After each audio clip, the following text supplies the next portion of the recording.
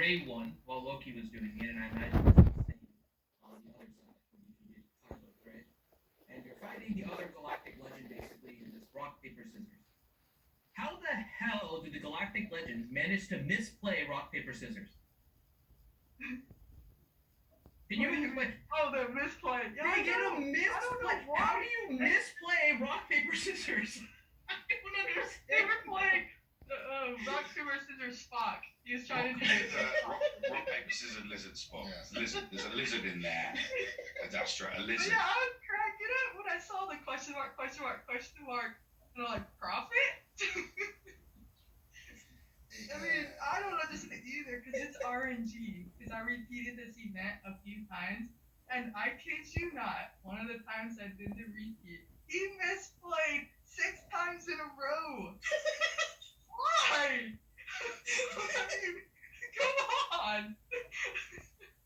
I mean, I can understand once in a while because RNG for whatever reason, but 6 times in a row, it's like, is Kylo this stupid? Like, what's going on? The most intelligent. He was just too enamored by Rey, I guess. He couldn't throw up his choice.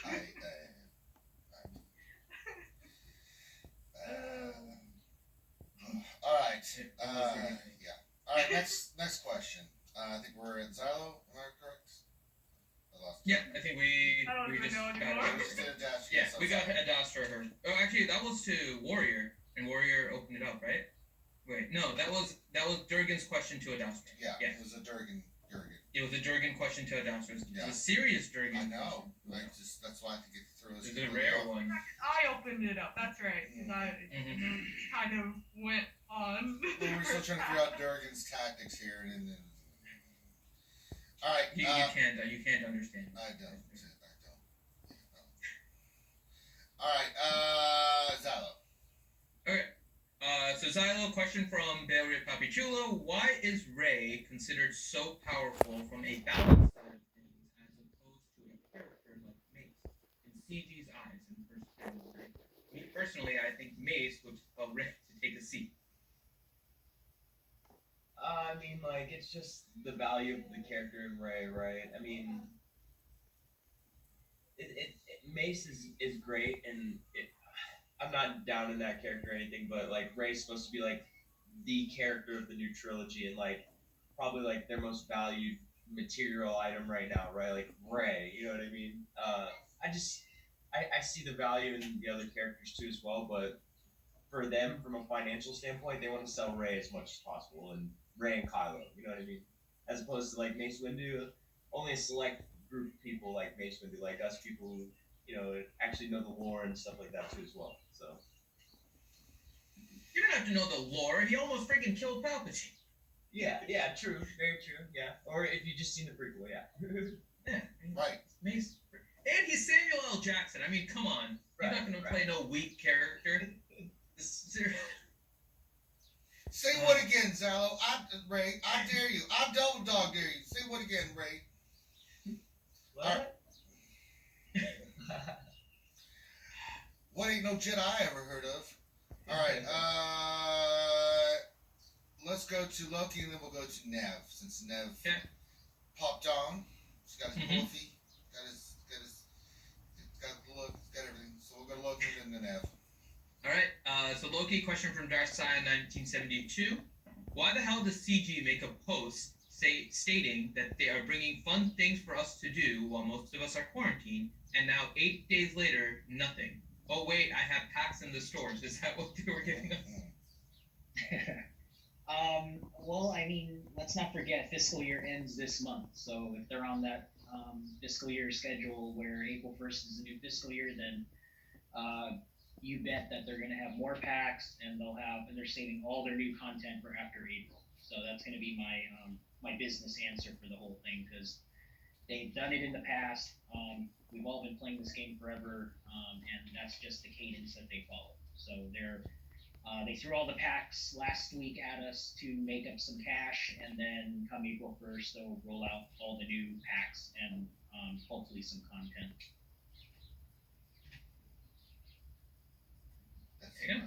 All right, Nev. Okay, question for Ned. Have you gotten a chance to try any separatist shenanigans lately? I have actually, yes. I have been trying some separatist shenanigans in territory wars because there's very little places where you can kind of like sandbox stuff and try stuff. But yeah, you can if you find yourself a nice sweet 60 or 70k squad on your enemy's front lines in territory wars, you can have some real. I mean, I had a play. So somebody was telling me, "Well, try and do with Django and Dooku and Magna Guard and the B1." And I was like, okay. So I went in, gave it a try, had some shenanigans. It was fun. I think didn't all survive, but they still won, and it was yeah, it was fun. So yeah, if you've got a high end game account and you're in a really tiny guild, and I do mean tiny. I mean I've got a just under 4 mil account in a 50 mil guild.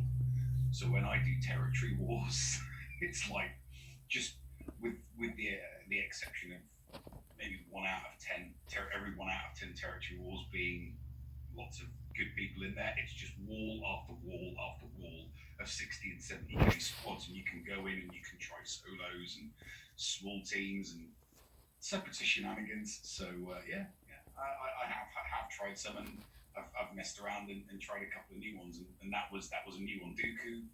So yeah, new lead, Dooku, Django, Magna Guard, B1 works quite well against bounty hunters. Yeah, it did. It worked really well against bounty hunters. Nice. All right. Back up top. Start this cycle again. To Warrior.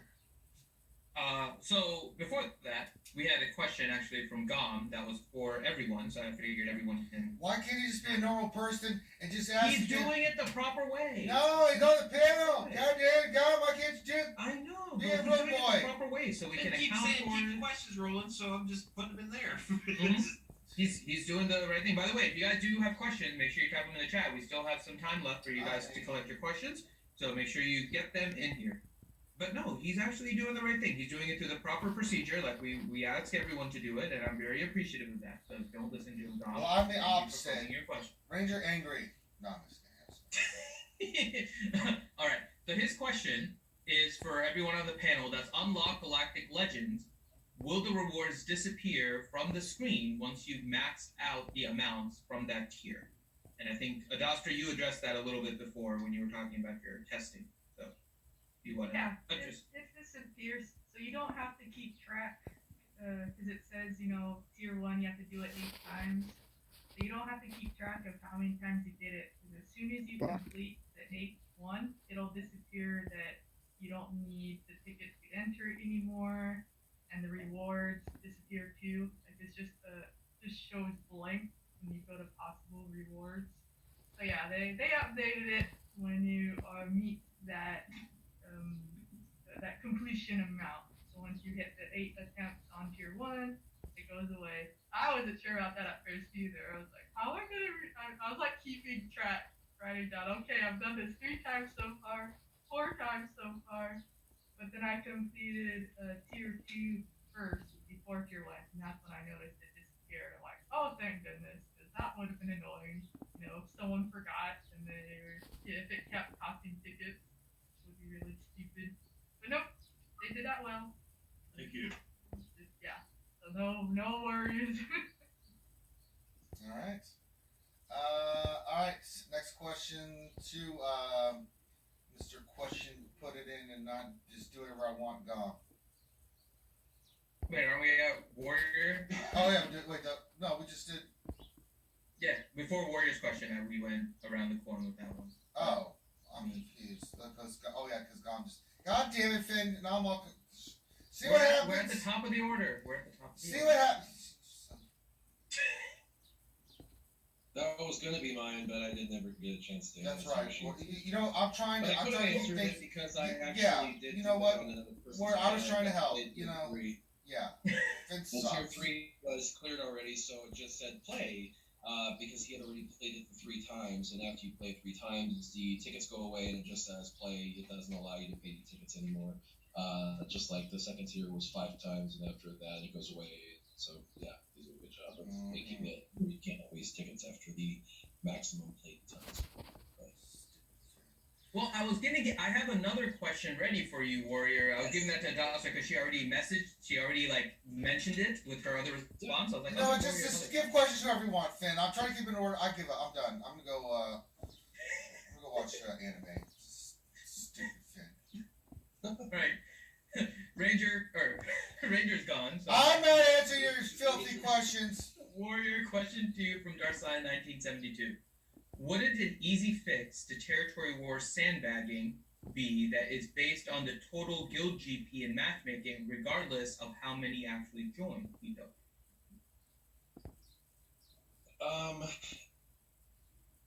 This is a tough question because there's a lot of guilds out there that are really, really competitive and they're really high up there. And so let's say it's 300 mil and 300 mil. They're dealing with burnout and they're dealing with a lot of other issues, and they don't want people to quit or people are on vacation or whatever, and they're like they don't want to have to there's no vacation rule in the games. You can't leave your account to other people. It's actually against TLC and all that, so it's difficult. So they don't want to lose people or quitting, blah blah blah. So they'll say for example, my brother's guild does this. So if my brother wants to play in the he can, and if he's like, dude, I'm overwhelmed this week, I can't play, they said, fine, you don't get rewards, just don't join. So if you join, you gotta put in all of your effort, but if you don't want to play this round, then you don't join. And when he doesn't join, he doesn't get the rewards. So if he's a 280 mil GP guild, if 40 people of the guild want to play, 40 people join and they play, they have fun, the other 10 are too busy, they don't join, and they don't join. And they don't get rewards. If 50 people want to play, then 50 people join. And they leave it up to whoever is available. The problem with having all 50 count is that means that they'll always be paired with that highest guild, and even that varies because, if they're in the top 10, and then they're put in a variable scale. They could go against the number 1 guild if they're in the top 10 already, and then if they're max GP, they could be facing the number 1 guild if they're the number 10 guild. And if it's always max GP, then that potentially could mean they could be against the number 1 guild, and if 10 people don't join because they just don't want to, it could be 40 versus 50, and that is just a slaughter fest. But if they say 40 join, and that puts them into a GP category where they're going against the 20th team, and that 20th team has a comparable GP, then that makes sense. So I think it's best to compare GP to GP when it's after the lock and everyone who's joined, in my opinion. It will always be variable because they're looking for teams that are comparable to what your GP is at lock, and it's not going to be perfect, but I do think that they should do that. I know there are teams out there that do intentionally sandbag. They'll say, hey, whatever, so many people leave, but the thing is, I don't, and maybe somebody else can clear that up, but who would want to voluntarily not play and not get the rewards? I don't get that. I know that it would help the other team who has 6 million GP win because they've got such overpowered teams. They're going to be able to win those teams against lower powered teams. But who wants to sit out and not get rewards unless they're legitimately people that want to sit out and not get rewards because they don't want to play? I don't get the sandbagging thing. I really don't, because as a higher end player, I wanted to check in every time and play every time. And when I couldn't, it was a big problem for the high end guilds, and for the mid range guilds to the high end guilds. If they let you sit out, because they didn't want you getting rewards. It's like, listen, you get them or you get the hell out of here, and you're not getting any other rewards. If you check in, you have to participate. If you check out, and get out of here, kind of thing. So I don't know. I think it should be based off of the GP once you're, for anyone who checks it.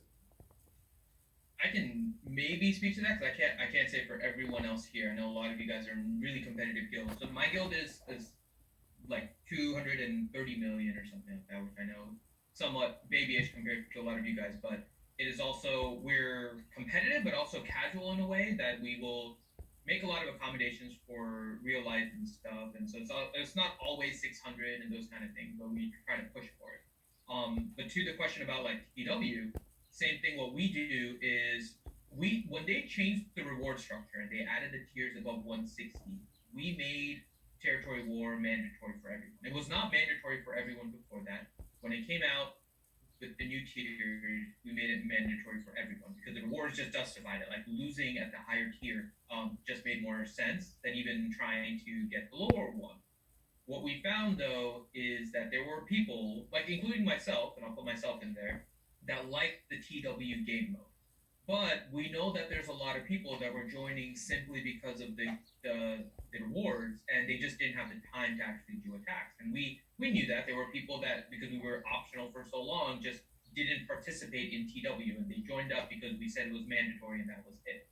And so we got no help on defense and no help for offense, and it was a huge morale kill for people that liked that game mode. And so we did that for a couple of months to try and get the bonus rewards. Now we're back to kind of an optional TW where people can join, and as long as they join, they're expected to play and participate. So we would probably fall if you just looked at our guild maybe and the definition of kind of like sandbagging, because we have 230 million GP, but we usually drop down to about like 180 million GP when we actually play. But it's not like we're trying to sandbag for additional rewards. It's just we only have people that want to participate playing in there, because otherwise it ruins the game experience for everyone else. And that's the reason why we do my it. point. And in fact, you probably, even if you win, you probably get nothing greater than if you were to lose at the higher. Mhm. You know what I mean? Like, Exactly. it doesn't actually benefit you by quote unquote sandbagging. And you're not sandbagging. You're just allowing people to not play a game mode they hate. So it really doesn't benefit your guild by doing that. So I don't really see a problem with that. And the game hasn't created a solution for that. So this is kind of a necessary evil. Guilds have to allow their people to do. Otherwise, it really screws that guild if they force those people to join, because then they're guaranteed losses. Mm-hmm.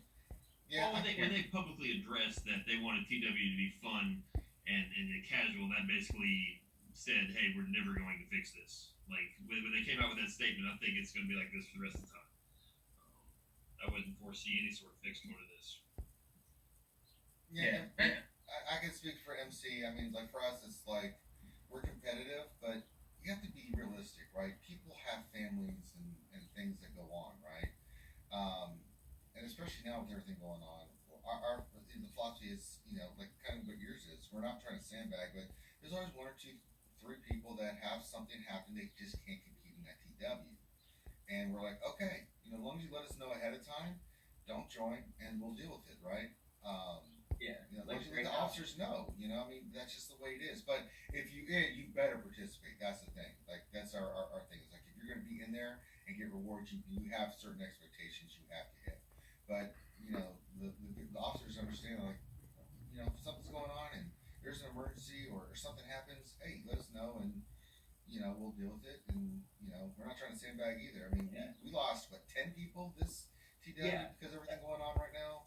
Look at the coronavirus. We're missing a fifth of our whole guild right now. You know what I mean? Like, yeah, and it's not even, and we even get less rewards than we're used to because of it.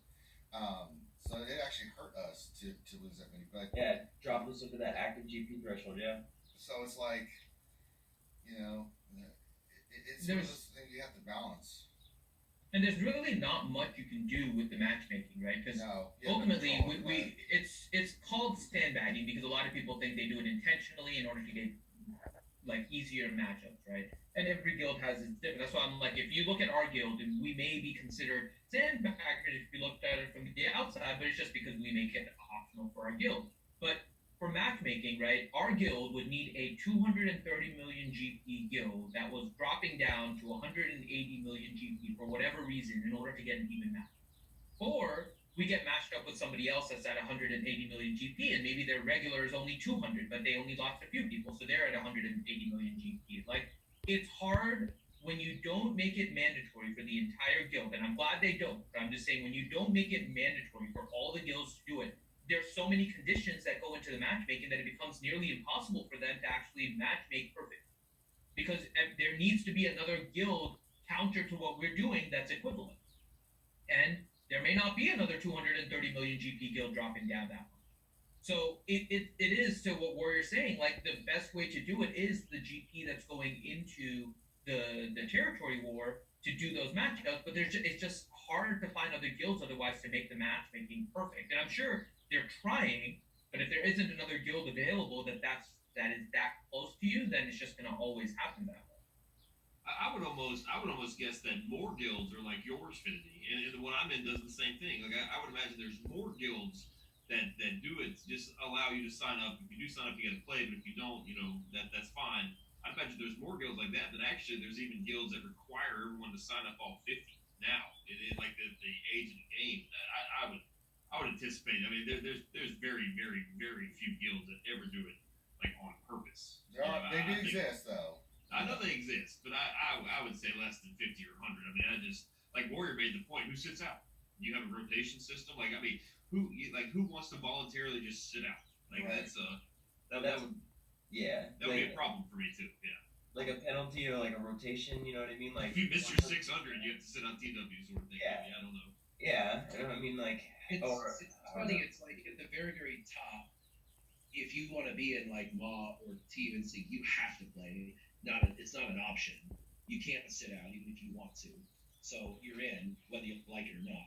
And then as you go down the line, as you get out of the top 10 guilds, basically every guild it becomes optional at that point. And it's like if you don't want to play, don't join. If you want to play, join. And I've never heard or of any guild that ever be like, all right, you 10, you're effed. Get out of here. We're gonna sandbag so we can screw the team we fight. I've never heard of that.